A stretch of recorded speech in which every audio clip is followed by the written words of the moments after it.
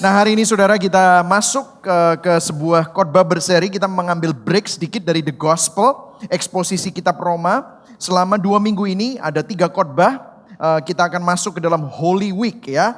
Adalah Scandal of the Cross. Holy Week ini apa? Mungkin saudara yang berlatar belakang dari karismatik atau Pentakosta, saudara tidak pernah tahu apa ini maksudnya. Apakah minggu ini lebih kudus dari biasanya? Bukan. Tetapi Holy Week ini, Minggu Kudus ini tradisi yang merupakan tradisi kuno orang Kristen di abad permulaan. Di gereja mula-mula, orang-orang biasanya pergi ke Yerusalem pada hari Paskah untuk mengenang kembali peristiwa-peristiwa yang terjadi 1 minggu sebelum kebangkitan Yesus Kristus. Dan itu dimulai dari Palm Sunday. Hari ini adalah Palm Sunday.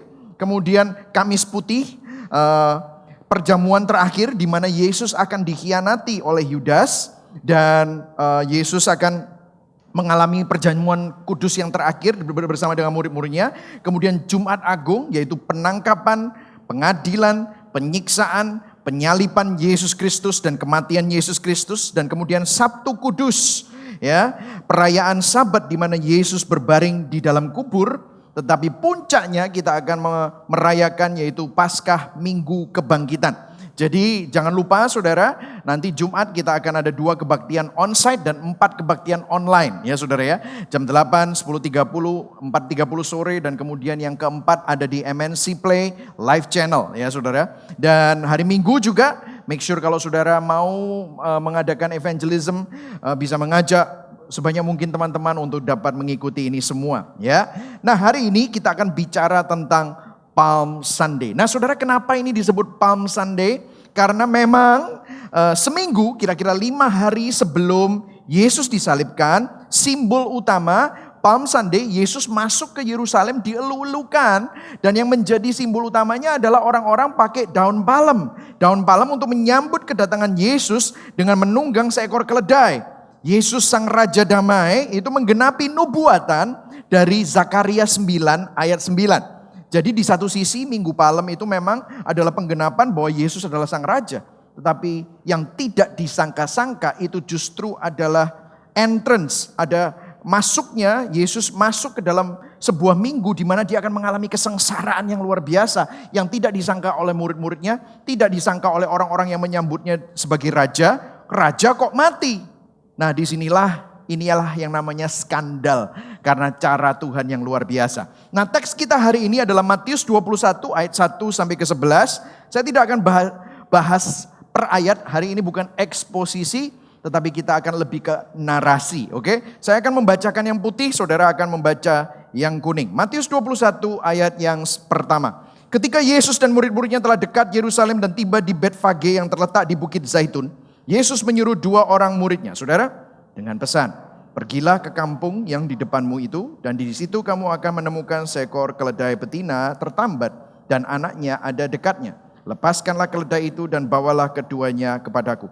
Dan jikalau ada orang menegur kamu, katakanlah Tuhan memerlukannya, ia akan segera mengembalikannya. Ayat 4 saudara, hal itu terjadi supaya genaplah firman yang disampaikan oleh Nabi. Ayat 5, katakanlah kepada putri Sion, lihat rajamu datang kepadamu. Ia lemah lembut dan mengendarai seekor keledai. Seekor keledai beban yang mudah. Ayat 6. Maka pergilah murid-murid itu dan berbuat seperti yang ditugaskan Yesus kepada mereka. Mereka membawa keledai betina itu bersama anaknya lalu mengalasinya dengan pakaian mereka. Dan Yesus pun naik ke atasnya. Saudara, orang banyak yang sangat besar jumlahnya mengamparkan pakaiannya di jalan. Ada pula yang memotong ranting-ranting dari pohon-pohon dan menyebarkannya di jalan. Dan orang banyak yang berjalan di depan Yesus dan yang mengikutinya dari belakang berseru katanya, Hosana bagi anak Daud, diberkatilah dia yang datang dalam nama Tuhan. Hosana di tempat yang maha tinggi. Ayat 10, dan ketika ia masuk ke Yerusalem, gemparlah seluruh kota itu dan orang berkata, siapakah orang ini? Dan orang banyak itu menyahut, inilah Nabi Yesus dari Nazaret di Galilea. Berbahagialah orang yang mendengar firman Tuhan, memelihara dalam hatinya dan melakukan dalam hidupnya. Nah saudara, saya akan memulai dengan sebuah ilustrasi. Saya menemukan artikel ini. When the Dallas Cowboy have a problem, this is a man who makes it go away. Orang ini namanya David Wells. David Wells itu tidak memiliki pekerjaan yang lazim, biasa. Tetapi kalau teleponnya berdering dan dipanggil oleh Dallas Cowboy, mungkin sudah nggak tahu Dallas Cowboy itu apa. Dallas Cowboy itu adalah tim sport NFL, National Football League di Amerika. Footballnya itu bukan soccer, tapi football itu yang bentuknya bolanya seperti kerucut begitu ya, bukan kerucut ya, itu kan tombak bukan kerucut, tapi oval begitu ya saudara ya. Dan mereka pakai helm dan pakai protection begitu ya saudara ya. Kalau sudah tahu Tom Brady yang barusan menang Super Bowl lagi ya dengan tim yang berbeda. Nah itulah NFL. Nah Dallas Cowboy mempunyai seseorang yang namanya David Wells. Kerjaannya itu apa? Pekerjaannya adalah a fixer. Apa maksudnya? Biasanya pengacara punya orang yang kerja di belakang layar. Menjadi orang yang memperbaiki situasi. Fixer. Ada sebuah corporate mungkin dia mempunyai orang yang kerja di belakang layar yang gak ada yang tahu. Tetapi dia adalah a fixer. Maksudnya begini. Ketika seorang dari anggota organisasi football Dallas Cowboy menemukan diri mereka dalam situasi yang buruk. Contoh, narkoba, pelecehan seksual, hal suap menyuap. Yang bisa berdampak buruk pada orang tersebut atau berdampak buruk pada company atau organisasi, maka dia harus kirim David Wells to fix it, untuk memperbaiki situasinya. Jadi ini yang terjadi. Ini banyak sekali orang-orang yang ditolongin oleh David Wells sebelum skandal terjadi. Nah, dengarkan ya. Ini kenapa saya cerita ini. Mengapa Dallas Cowboy membayar David Wells begitu mahal? Karena begini. Potensi untuk menghindari skandal itu sepadan dengan biaya yang dikeluarkan. Saudara dengarkan saya, manusia rela melakukan segala cara untuk menghindari skandal, betul atau tidak? Kita semua berusaha untuk menghindari skandal. Hal-hal yang memalukan tidak perlu diekspos, kalau bisa disembunyikan. Kalau ada hal-hal yang memalukan, saudara pernah nggak ingat sesuatu yang memalukan terus saudara, tidak mau aku ingat-ingat gitu. Pernah saudara ya? Pernah ya? Saya juga pernah gitu. Kadang-kadang kalau saya ingat masa kecil saya yang goblok banget gitu. Aduh gitu saudara. Saya gak mau ingat-ingat gitu. Kenapa? Malu. Betul ya saudara? Kenapa? Hal-hal yang memalukan, hal-hal yang penuh dengan skandal, itu kalau bisa dikubur jauh-jauh dan diam-diam. Betul atau tidak? Nah, kenapa saya cerita ini? Melalui khotbah berseri yang cuma hanya 3 khotbah ini, kita akan melihat bagaimana Tuhan melalui rencana penebusannya bukan menghindari skandal, tetapi justru melakukan hal yang sangat scandalous. Hal yang sangat-sangat tidak lazim, ironis. Justru untuk apa? To fix our relationship. Kita yang rusak, kita yang mati karena dosa, kita yang mestinya layak dihukum. Tuhan, bukan kita yang cari Tuhan, mestinya kan kita. Gak pantas orang yang mestinya paling kudus, pencipta, kok rela melakukan sesuatu yang sangat berskandal. Itulah cerita Injil. Nah, poin saya ada 3 hari ini. Skandal penobatan Kristus sebagai Raja. Seringkali kita tidak berpikir bahwa Kristus Raja, itu kita pikirnya dengan kacamata dunia. Dan hari ini kita akan melihat ternyata terbalik. Saudara akan melihat penobatan Kristus sebagai Raja itu adalah skandal. Terus kuasa kerajaan Allah justru dinyatakan bukan melalui kehebatan mujizat, tetapi justru melewati penderitaan salib. Makanya hari ini saya minta kepada tim fasilitas untuk mengeluarkan salib ini untuk kita ingat bahwa kuasa kerajaan Allah justru dinyatakan bukan waktu kamu sakit sembuh, waktu kamu gak punya duit ada duit, bukan, tetapi melalui penderitaan salib. Dan kemudian yang ketiga, kenapa itu sangat signifikan? Karena karya salib memberikan pandangan yang baru, pandangan yang benar atas pergumulan yang kita jalani dan alami di dunia ini. Amin saudara ya, jadi 3 ini.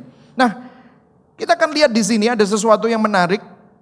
Di ayat yang ke-8, orang banyak sangat besar jumlahnya menghamparkan pakaiannya di jalan. Ada pula yang memotong ranting dan mereka bersorak-sorai. Dia bilang, Hosana bagi anak Daud. Diberkatilah dia yang datang dalam nama Tuhan, Hosana di tempat yang maha tinggi. Nah saudara, Alkitab mencatat sambutan meriah ini diberikan karena begini saudara. Yesus itu baru saja membangkitkan Lazarus. Jadi ada mujizat besar. Selama ini orang mati, kalau misalnya ada orang sakit sembuh itu masih normal lah.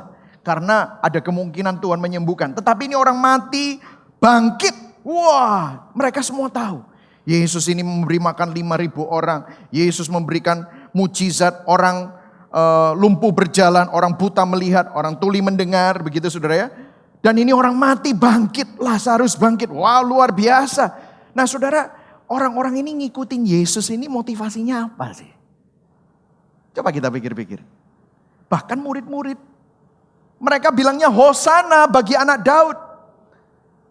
Kalau saudara perhatikan, ini adalah kata-kata yang menarik. Karena Hosana bagi anak Daud itu artinya, Hosana itu artinya selamatkan kami. Wah, artinya mereka percaya nih, bahwa Yesus ini jangan-jangan memang Mesias. Well, it's true dia Mesias. Tetapi mereka mempunyai pandangan Mesias itu tidak seperti yang Yesus bayangkan. Tetapi Mesias yang mereka pikirkan adalah Yesus yang nanti akan menjadi kekuatan politik, yang akan membangun kekuatan militer, yang akan menyelamatkan mereka dari penjajahan dan tekanan opresi Romawi.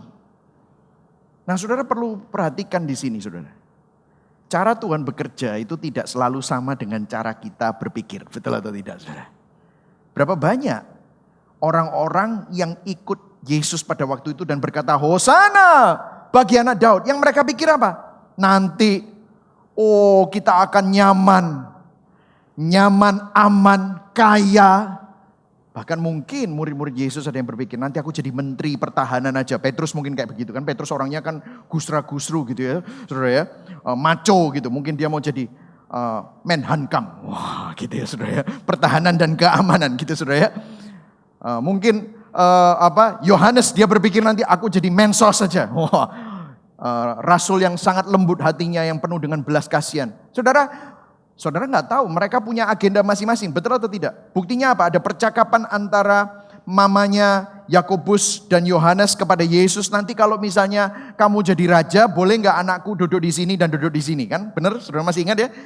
Jadi mereka punya agenda masing-masing. Saya mau tanya sama saudara, saudara ikut Tuhan itu kenapa?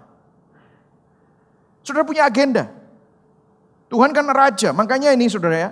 Kalau saudara lihat ya, Alkitab ini menentang semua yang namanya teologi kemakmuran, menentang semua yang namanya health, wealth, and prosperity. Kenapa? Karena kita selalu mengukurnya dengan hal-hal yang jasmani. Padahal firman Tuhan tidak berbicara tentang itu sama sekali.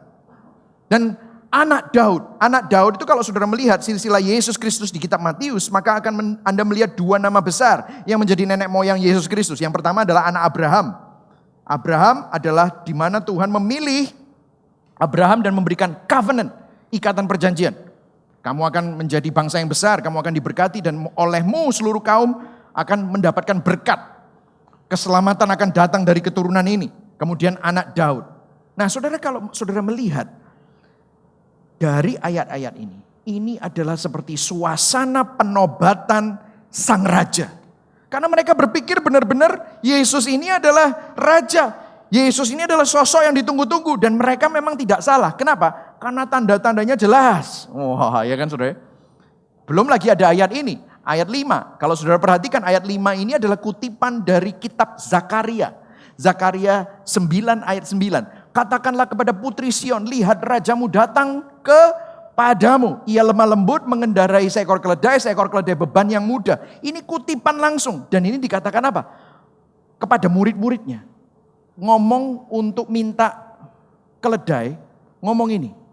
Lah orang Yahudi dengar kata-kata ini, mereka tahu ini adalah kata-kata nubuatan tentang Mesias. Jadi murid-muridnya tahu, oh benar ternyata kita mengikuti orang yang benar guys. Wah, kayak vlog-vlog gitu kan. Iya guys, ini kita lagi di sini guys gitu kan. Kita mengikuti orang yang benar guys. Dia sebentar lagi jadi raja guys. Nanti gua punya office nih. Office gue kementerian karena gue adalah inner circle-nya Yesus guys gitu ya. Mungkin ya Petrus vlog itu kayak gitu saudara. Vlog kayak gitu saudara. Dia mungkin sudah excited sekali. Wow luar biasa gitu ya saudara. Nah saudara, raja. Nah memang benar. Dia memang benar-benar Mesias dan dia benar-benar raja. Matius 2 ayat 2 orang Majus bilang bahwa dia adalah raja. Ia diurapi sebagai raja oleh Roh Kudus untuk misi kerajaannya. Di mana? Matius 3. Ia diakui sebagai raja dalam pelayanannya oleh murid-muridnya di Yohanes 1. Musuh-musuhnya memanggilnya raja di Yohanes 19. Ia sendiri menyebut dirinya kerajaan Allah ada di tengah-tengahmu. Dia bicara tentang dirinya sendiri. Dia adalah raja di Lukas 23. Jadi memang benar. Dia adalah raja. Jadi murid-murid yang orang Yahudi juga mempelajari Taurat. Taurat itu apa? Tanak. Kalau saudara belajar Miracle of the Bible, dengarkan khotbah berserinya. Tanak itu singkatan apa? Torah, Nevim, Ketuvim. Ayat 5 itu ada di kitab Nevim. Nevim itu adalah kitab para nabi. Nabi besar, nabi kecil. Zakaria itu nabi kecil. Bukan orangnya kecil dan Yesaya orangnya besar. Bukan. Tetapi banyaknya jumlahnya tulisannya. Nubuatan Zakaria menubuatkan mengenai Mesias. Jadi ini memang nubuatan digenapi di dalam Yesus. Nah saudara, selama beberapa tahun Yesus melayani memang benar. Tahukah saudara, misi Yesus adalah melalui pelayanannya. Itu merupakan pernyataan nilai kerajaan Allah. Saudara, Yesus ini memberikan ajaran yang bertolak belakang dengan dunia. Bahkan kalau dunia bilang, kalau ada yang mencuri sama kamu, rampas kembali curian yang tadi dicuri dan curi kembali apa yang dia curi. Kan gitu. Kalau ada orang pukul kamu, pukul balik. Bahkan lebih kejam. Itu adalah dunia. Tetapi Yesus melalui pelayanannya, melalui pengajarannya, nilai kerajaan Allah sangat berbeda dengan sistem cara dunia. Dibilangnya apa? Kasihilah musuhmu. Kan terbalik. Kalau kamu ditampar pipi kanan, disuruh kasih pipi kiri. Gila enggak? Kalau kamu disuruh jalan 1 mil, jalanlah 2 mil. Ini nilai kerajaan saudara. Kalau ada yang minta jubahmu, kasih juga bajumu. Wow. Beda banget. Makanya kalau misalnya kita ini percaya health, wealth, prosperity, teologi kemakmuran, dan kita berpikir bahwa Tuhan itu adalah Tuhan yang memberkati kita hanya secara materi, maka ini bertolak belakang dengan ini semua. Kemudian kalau ngomongin tentang hukum Taurat, standarnya dinaikkan sama Tuhan. Kamu pikir kamu gak membunuh? Kamu marah sama orang, kamu sudah membunuh. Kamu pikir kamu gak berzina, kamu menginginkan wanita yang bukan istrimu, kamu sudah berzina. Wah, ini ngomongin etik hati, bukan etik perbuatan. Barang siapa yang mau menjadi besar, dia harus menjadi yang terkecil. Barang siapa yang mau menjadi terkemuka, dia harus melayani. Wow, beda banget. Beda sekali. Barang siapa yang ingin menyelamatkan nyawanya, justru malah kehilangan hidupnya. Betul saudara? Yesus bilang gitu kan? Tetapi barang siapa rela kehilangan nyawanya demi aku, justru akan mendapatkan kehidupan. Bertolak belakang. Pelayanan Yesus merupakan pernyataan nilai kerajaan yang bertolak belakang dengan dunia. Barang siapa yang mau menjadi terdahulu malah jadi terkemudian. Yang terkemudian malah menjadi yang terdahulu. Saudara, ini sesuatu yang luar biasa, sudah beda sekali saudara. Jadi nilai kerajaan Allah berbeda dengan nilai-nilai dunia. Ini ngomongin tentang pelayanannya, pengajarannya bertolak belakang. Nilai kerajaan ditunjukkan oleh Yesus Kristus. Jadi dia memang raja yang berbeda saudara. Palm Sunday orang-orang mikirnya dia adalah raja menurut cara dunia. Tetapi enggak, dari pengajarannya sudah kelihatan beda. Dari pelayanannya sudah kelihatan beda. Belum mujizatnya. Mujizat yang dilakukan Yesus adalah demonstrasi kuasa dan otoritas kerajaan Allah. Makanya kalau saudara lihat, dia berkuasa atas segala penyakit. Dia berkuasa atas alam. Dia berkuasa atas semua gravitasi, sains. Dia jalan di atas air. Dia menenangkan badai. Sampai murid-muridnya bilang, siapa orang ini? Sampai angin pun harus taat sama dia. Menunjukkan siapa dia? Menunjukkan kerajaannya. Bahwa dia ada di atas semua kuasa yang ada di bumi.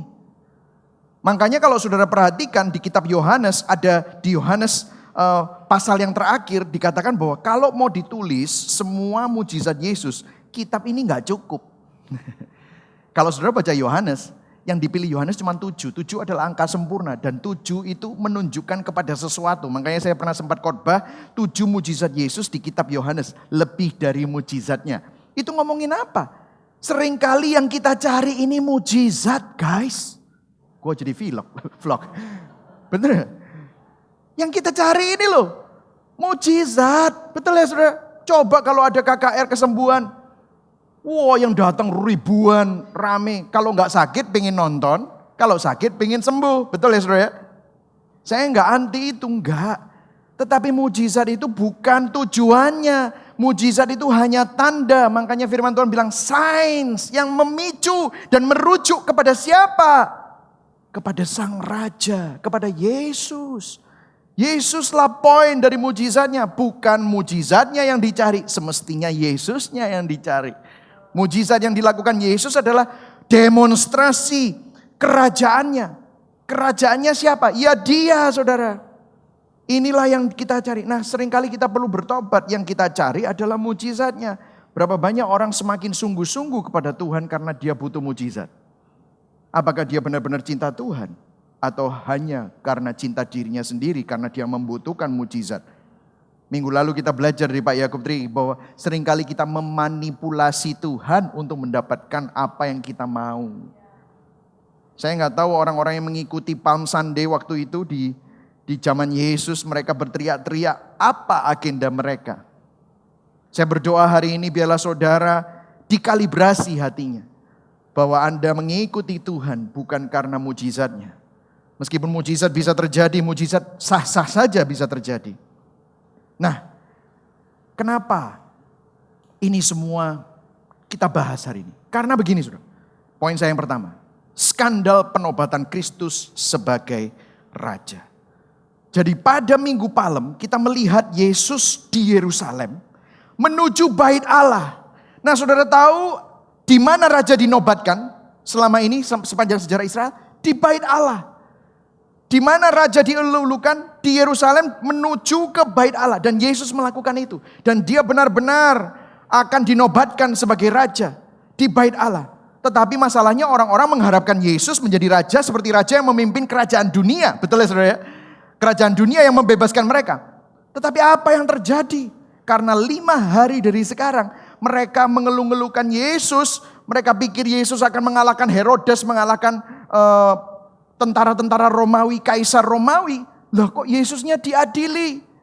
Kok Yesusnya ditelanjangin? Yesusnya dipukul? Yesusnya dicambuk? Yesusnya dikasih mahkota duri?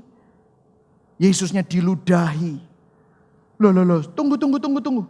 Raja gak kayak gitu kelakuannya. Raja memperlakukan orang seperti itu. Betul ya? Tetapi ini raja ini kok diperlakukan seperti budak, diperlakukan seperti kriminal. Apa yang terjadi? Kalau dia benar-benar raja, maka dia nggak sepertinya ini.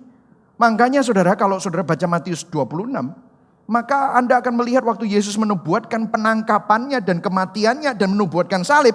Petrus marah saudara. Ini kelihatan kenapa saya tahu Petrus ini punya agenda beda. Petrus marah. Dia bilang tidak akan terjadi. Aku akan melindungi engkau. Aku akan rela mati buat engkau. Saudara tahu Yesus lah habis itu ngomong, kamu akan menyangkal aku 3 kali sebelum ayam berkokok.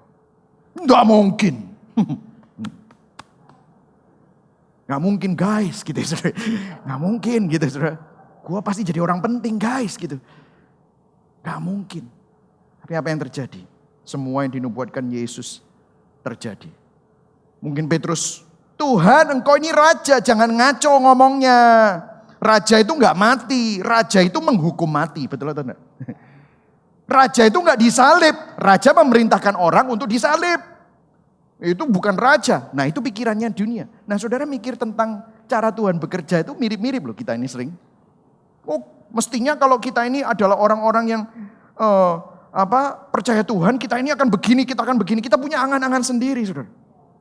Bagaimana kita memahami ini semua? Kenapa Kristus Sang Raja pada akhirnya harus disalib, direndahkan, disiksa, dihina, dicemooh oleh orang-orang yang semestinya diperintah dan ada di bawah pemerintahan Yesus, malah menindas Yesus. Saudara, ini merupakan suatu skandal, makanya tadi saya bilang. Makanya ini tidak ada kata lain yang kita bisa pakai selain skandal. Kita berusaha menghindarinya, Tuhan justru pakai untuk menyelamatkan kita. Nah saudara, kalau saudara baca di Ibrani 2 ayat 9 sampai 10. Ini ayat yang jarang dibahas orang. Tetapi saya tertarik sama ayat ini karena dia memberitakan sesuatu yang membuka mata kita. Tetapi dia yang untuk waktu yang singkat, ini bicara tentang Yesus, dibuat sedikit lebih rendah daripada malaikat-malaikat, yaitu siapa? Yesus. Kita lihat yang oleh karena penderitaan maut dimahkotai dengan kemuliaan dan hormat. Ayo kita baca sama-sama yang kuning ya. 1, 2, 3. Yang oleh karena semuanya penderitaan maut dimahkotai dengan kemuliaan dan hormat, supaya oleh kasih karunia Allah ia mengalami maut bagi apa saudara? Semua manusia. Jadi ceritanya justru Yesus itu yang menarik adalah dia dimahkotai dengan kemuliaan dan hormat pada waktu apa? Mengalami penderitaan maut. Kemudian ayat 10-nya, sebab memang sesuai dengan keadaan Allah yang baginya dan olehnya segala sesuatu dijadikan, yaitu Allah yang membawa banyak orang kepada kemuliaan, juga menyempurnakan Yesus, baca semuanya, yang terakhir yang keras, 1, 2, 3, yang memimpin mereka kepada keselamatan dengan apa? Penderitaan. Saudara, memang benar, dengarkan saya. Yang ada di online, dengarkan saya. Saudara boleh duduk, saudara bisa taruh minum saudara, dengarkan saya. Memang benar. Di Palm Sunday Yesus sedang ada di sebuah parade, di sebuah arak-arakan. Dia akan dinobatkan menjadi raja. Yes, it is true. Itu adalah penggenapan dari kitab para nabi. Tapi cara penobatan raja menurut kerajaan surga bukan dengan singgasana emas, bukan dengan mahkota yang penuh berlian, penuh dengan rubi, zamrud, dan safir. Bukan dengan mahkota emas, tetapi dengan mahkota duri. Raja segala raja, dia tidak duduk di atas kursi yang empuk dan nyaman, tetapi singgasananya adalah salib. Raja segala raja, mahkotanya bukan mahkota yang mewah, gemerlapan untuk menunjukkan kebesarannya. Justru yang paling besar, rela untuk menjadi yang paling hina.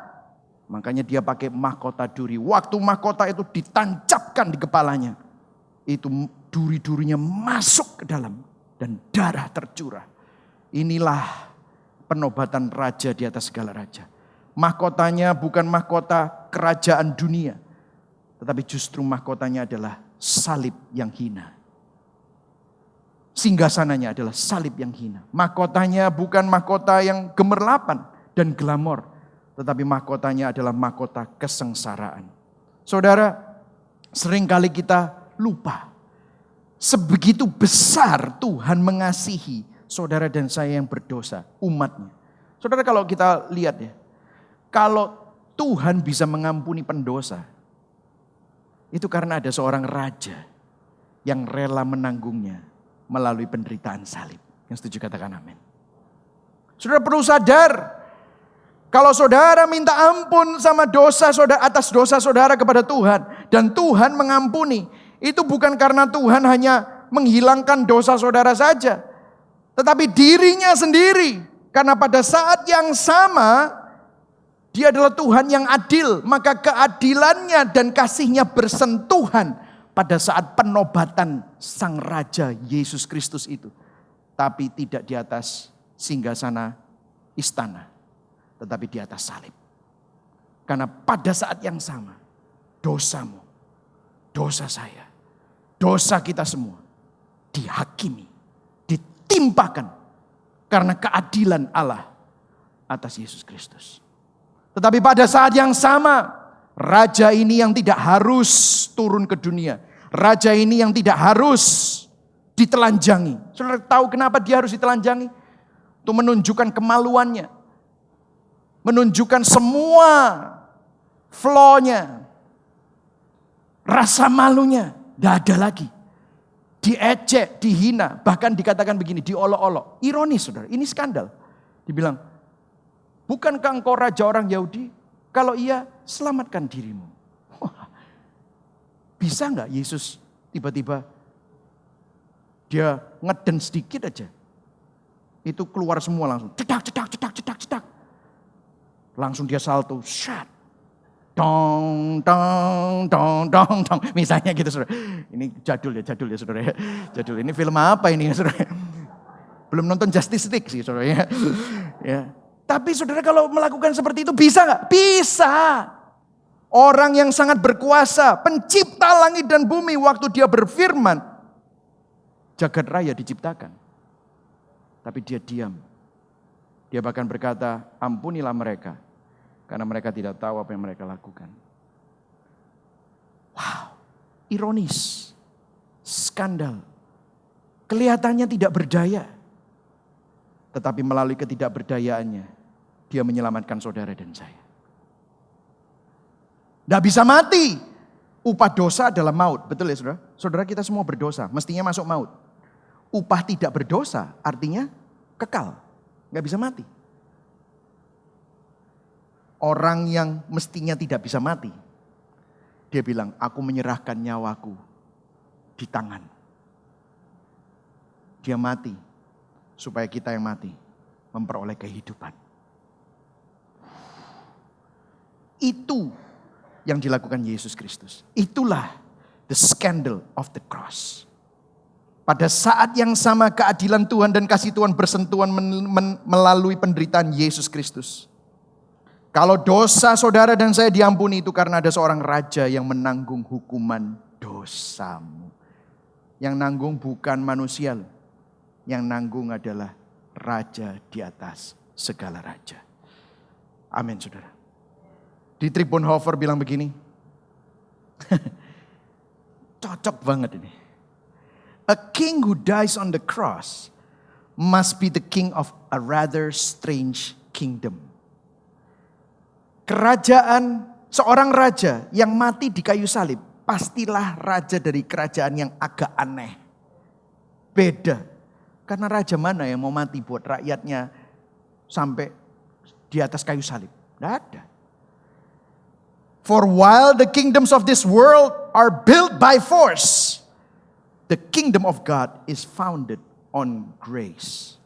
Karena sementara kerajaan dunia ini dibangun dengan kekuatan militer, kekuatan kehebatan manusia, kerajaan Allah dibangun atas dasar anugerah kasih karunia. Saudara, Yesus menanggung semua dosa kita. Kita mestinya terdakwa. Kita mestinya menjalani semuanya. Inilah Injil adalah kabar baik. Kabar baiknya diawali oleh kabar buruk. Dan kabar buruknya ditanggung oleh Yesus Kristus di atas kayu salib. Berikan tepuk tangan buat Tuhan. Inilah kabar baik Injil. Amin saudara. Saudara, hari ini kalau saudara ikut Yesus karena saudara ingin mendapatkan mujizat, mendapatkan berkat, kita perlu bertobat saudara. Karena Tuhan pencipta langit dan bumi tidak memberikan mujizat dan berkat saja. Tetapi dia memberikan dirinya. Melalui dirinya keadilannya tidak bisa dikompromi. Tetap terjadi dan dilakukan melalui karya salib Kristus. Tetapi kasihnya dinyatakan supaya saudara dan saya menerima grace, kasih karunia dan anugerah Tuhan. Saudara diterima karena Yesus sang raja ditolak. Saudara disembuhkan karena Yesus sang raja sengsara dan sakit untuk menggantikan Anda semua. Saudara dibebaskan karena Yesus sang raja yang menjalani hukuman menggantikan saudara. Saudara punya hidup karena Yesus yang mati buat Anda. Kita adalah kebenaran Allah di dalam Kristus. Karena Kristus yang tidak mengenal dosa jadi dosa untuk saudara dan saya. Amin saudara. Bukankah ini inti Injil yang sangat luar biasa? Ini masuk kepada poin saya yang kedua. Kuasa kerajaan Allah dinyatakan melalui penderitaan salib, saudara. Saudara, melalui penobatan Kristus sebagai raja di atas kayu salib, saudara. Kita melihat bahwa kuasa kerajaan Allah yang tertinggi justru dinyatakan melalui penderitaan. Aneh ya saudara. Nah masalahnya gini loh. Di dunia yang namanya kuasa kerajaan itu kita harus... Kalau kamu mau menang, kita harus kuat. Wah, kita harus kuat. Kamu pasti bisa. Betul ya saudara? Kalau kamu mau menunjukkan bahwa kamu adalah orang yang hebat, berkuasa, maka kamu harus sukses dulu. Maka kamu harus kaya dulu. Kalau kamu kaya, tunjukkan statusmu. Makanya kamu harus pakai mobil tertentu. Status kita ditentukan apa? Mobil kita apa? Rumah kita di mana? Jam tangannya apa? Berliannya berapa? Ya kan gitu saudara ya? Ini semua, saudara pernah nonton itu kan? Kostum miliaran cek. Wah gitu kan saudara ya. Jam miliaran cek gitu. Mobil miliaran Tesla cek gitu kan saudara ya. Wah itu kayaknya menjadi status kita. Itu adalah sistem dunia. Makanya itu mencemari masuk ke gereja. Aku anak raja, engkau anak raja. Terus semua orang Kristen petata-petiti semua. Wah kita semua anak raja. Kan gitu kan saudara ya. Wah kalau masuk ke sebuah raja. Kamu gak tahu saya ini anaknya raja di atas segala raja. Wah kan gitu kan saudara. Seakan-akan itu yang ditonjolkan. Kalau anak raja harus kaya. Saudara, Alkitab gak pernah lo bilang begitu. Kerajaan Allah gak sama lo dengan cara dunia bekerja. Cara dunia bekerja kalau kamu kaya, sukses menunjukkan kehebatanmu. Semakin kamu berkuasa, semakin kamu dimuliakan, semakin dihormati. Tapi lihat poin pertama. Singgasananya apa? Singgasananya salib.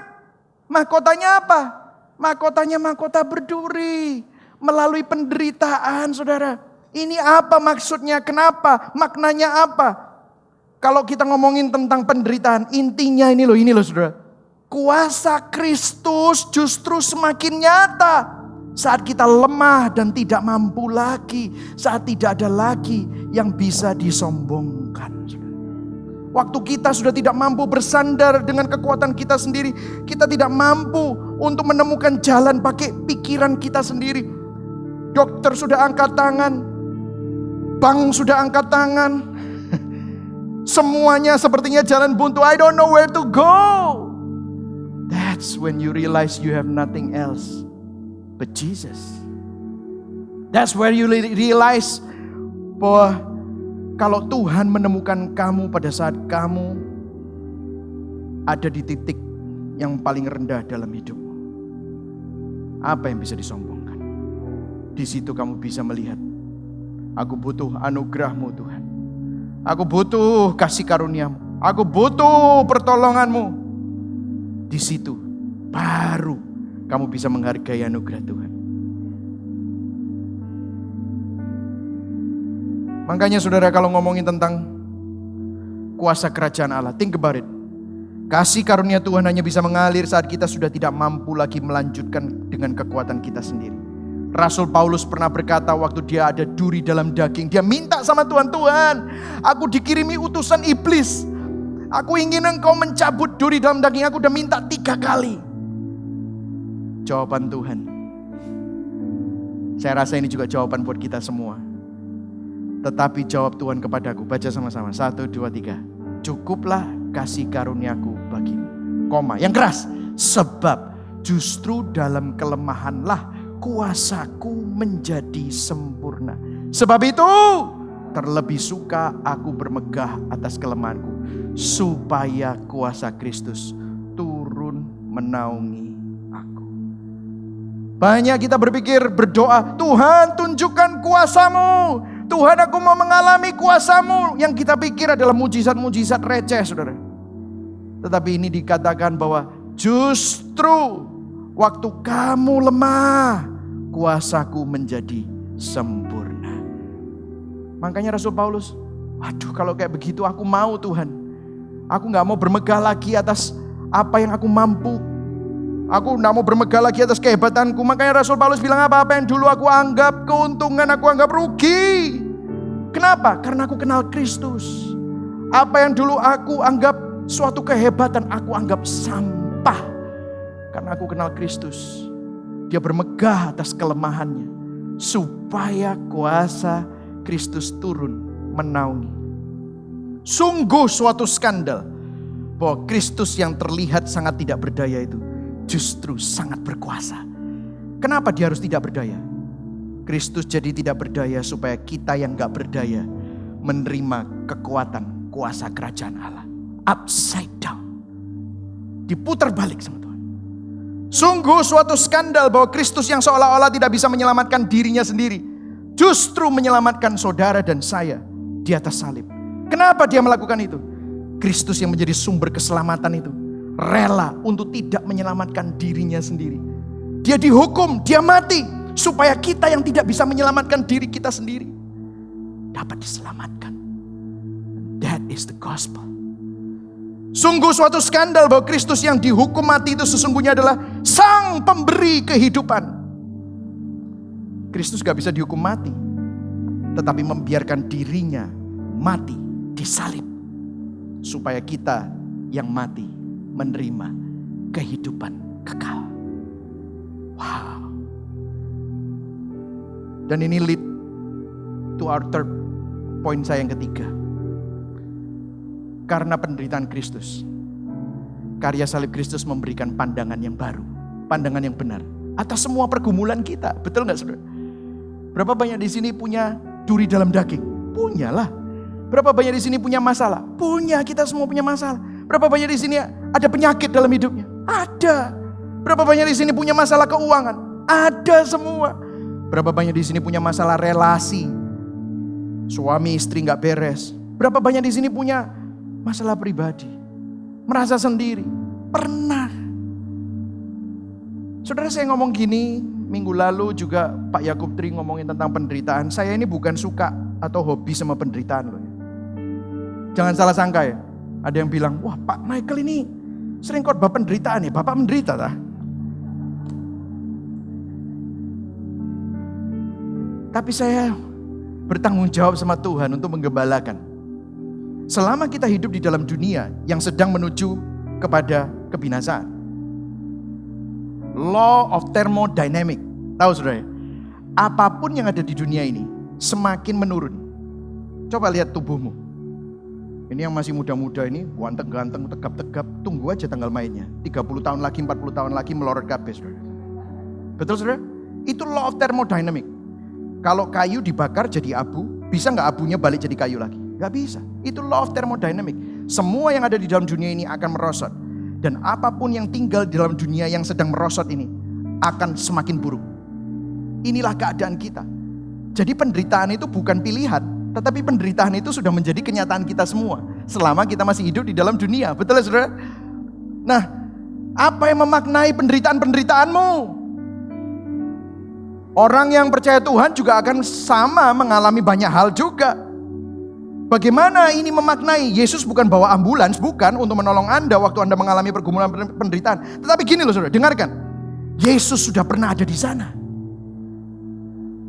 Dia pernah mengalami apa yang kita alami. Dia pernah dikhianati. Dia pernah ditinggalkan sendirian.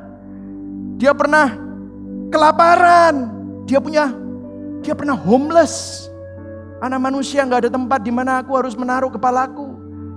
Saudara mungkin ada di dalam situasi di mana Anda gak punya rumah lagi karena rumahmu disita mungkin. Jesus experience that. Makanya di kitab Ibrani dikatakan bahwa imam besar kita bukan imam besar yang tidak dapat turut merasakan kelemahan-kelemahan kita. Sebaliknya sama. Katakan sama-sama sama dengan kita. Ia telah dicobai. Dia juga pernah mengalami apa yang kamu coba, mengalami apa yang kamu alami.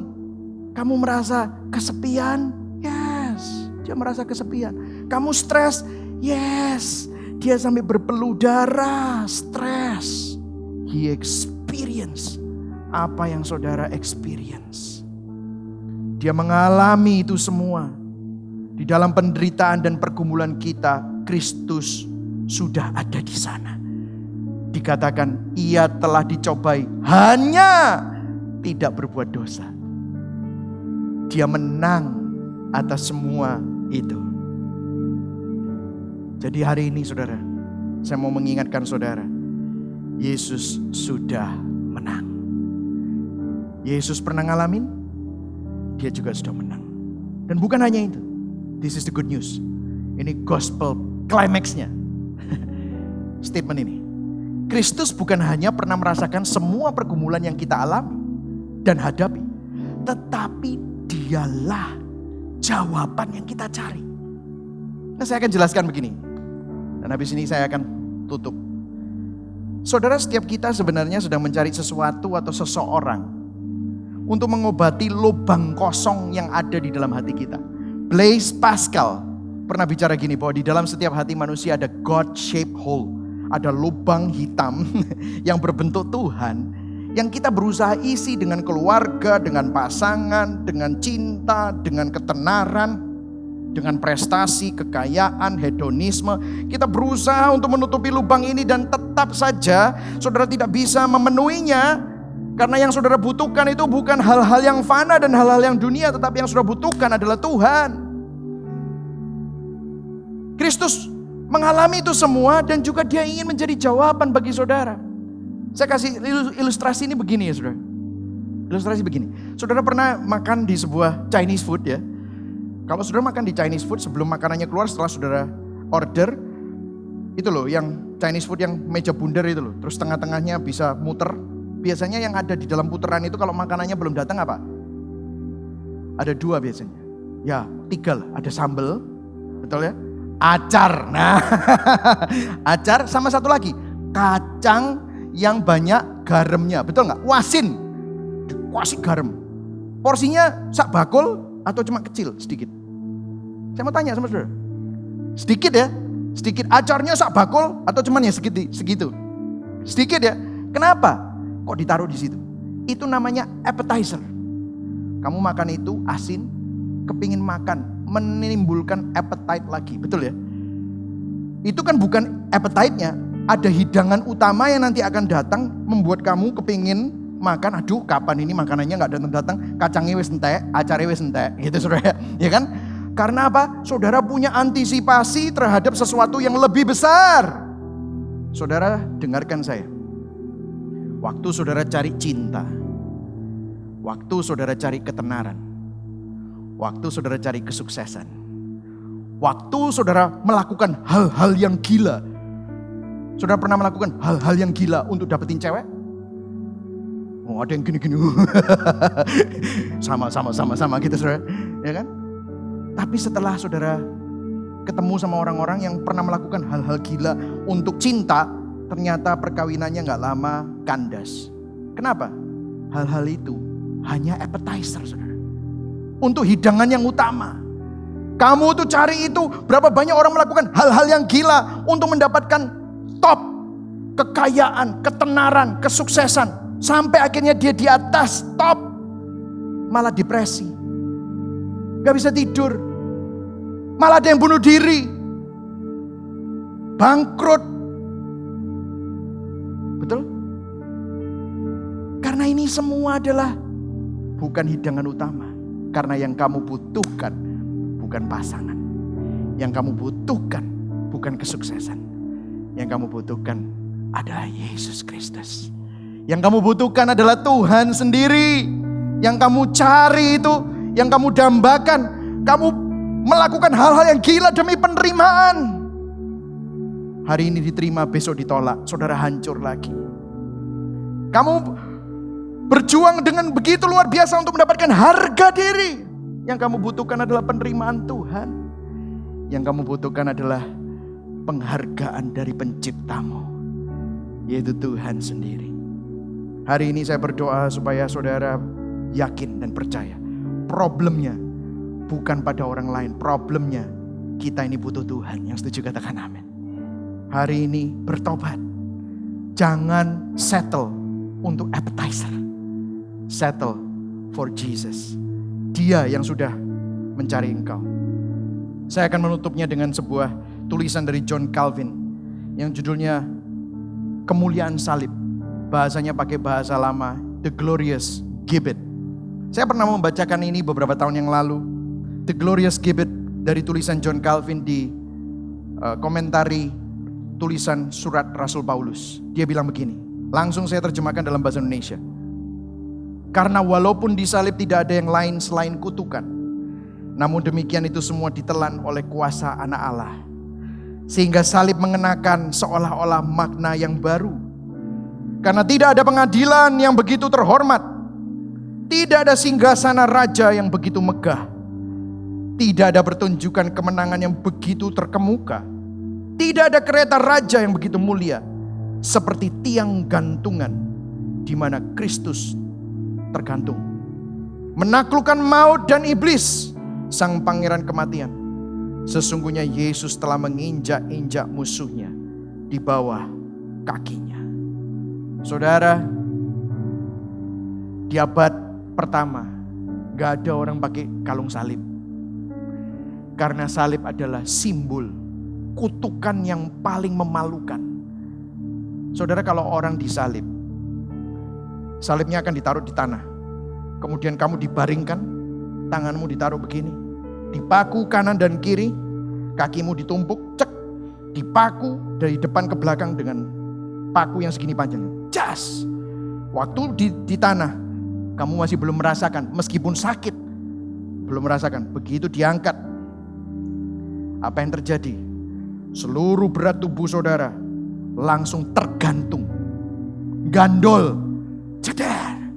Biasanya yang terjadi adalah tulang tangan lepas dari sendi-sendi. Tak. Gak bisa. Dia tergantung begini.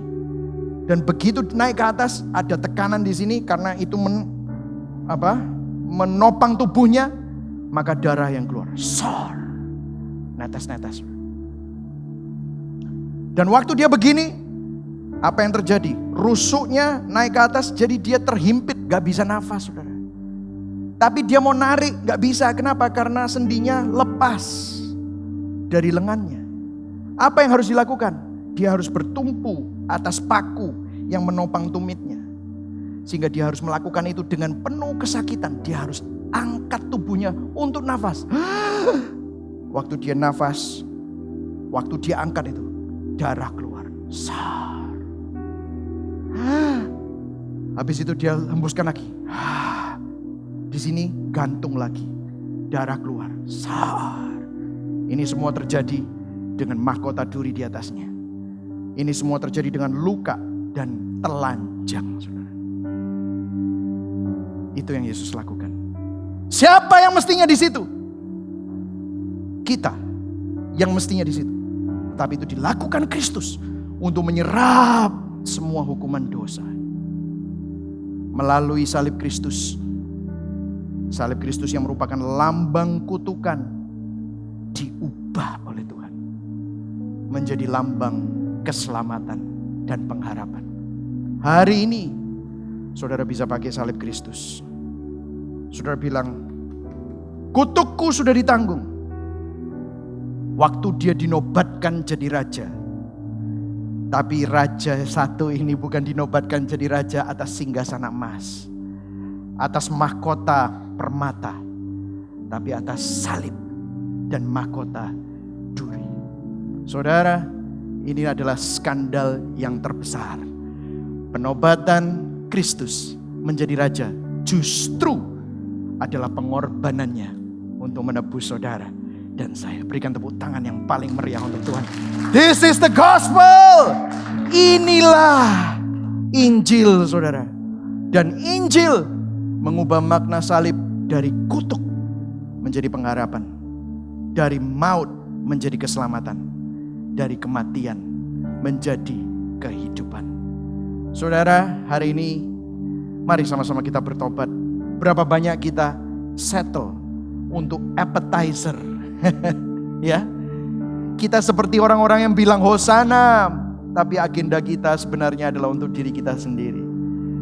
Kita ngerti Injil, tapi Injil belum berdampak pada diri kita. Biarlah hari ini Tuhan pernah mengalami apa yang kamu alami. Kamu cari makna dalam hidup ini untuk mengisi. Padahal yang kamu butuhkan itu bukan itu. Yang kamu butuhkan adalah Kristus. Hari ini mari sama-sama kita nyanyikan lagu ini menjadi perenungan kita. Sama-sama kita bangkit berdiri. Saudara diberkati hari ini.